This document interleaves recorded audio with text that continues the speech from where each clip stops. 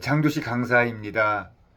중국이 9월 3일 베이징에서 열리는 이른바 정승절 행사에 이재명 대통령이 참석할 의사가 있는지 타진했다.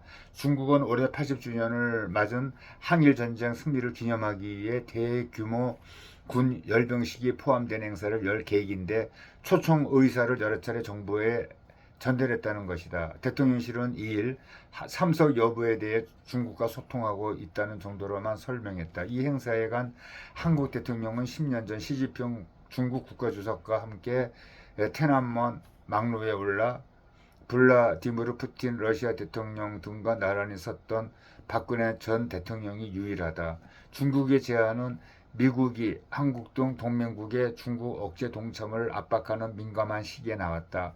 중국은 자국 경제에 의존이 큰 한국을 끌어들여 한미일 세 나라의 중국 견제 전선에 균열을 내려는 의도를 갖고 있을 것이다.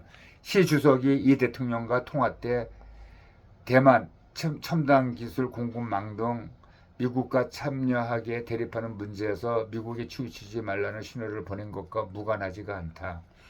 한중 관계를 안정적으로 관리하겠다는 이 대통령으로서는 미중 사이에서 부담스러운 숙제를 받아든 셈이다. 문제는 미국이 안보는 미국과 경제는 중국과 협력하는 안미 경중을 용납하지 않겠다는 경고를 보낼 정도로 아주 단호하다는 점이다. 나아가 주한 미군의 역할을 북한 위협 방어에서 중국 억제로 바꿀 것으로 예상되는 미국 국가 방위 전략이 예정대로 다음 달 나오면 동북아 안보 진영은 송두리째 흔들 가능성이 크다. 이런 국면에서 중국이 군사 굴기를 대외에 가시하는 행사에 가겠다고 결정한다면 불필요하게 중국이 기운다는 경중이라는 오해를 살 수밖에 없다. 박 전 대통령이 미국 내부의 반대를 무릅쓰고 참석했음에도 중국으로부터 북핵 문제 협력을 얻지도 못한 채 사드 배치 이후 한중 관계가 악화가 됐던 과거를 또 잊어서는 안 된다.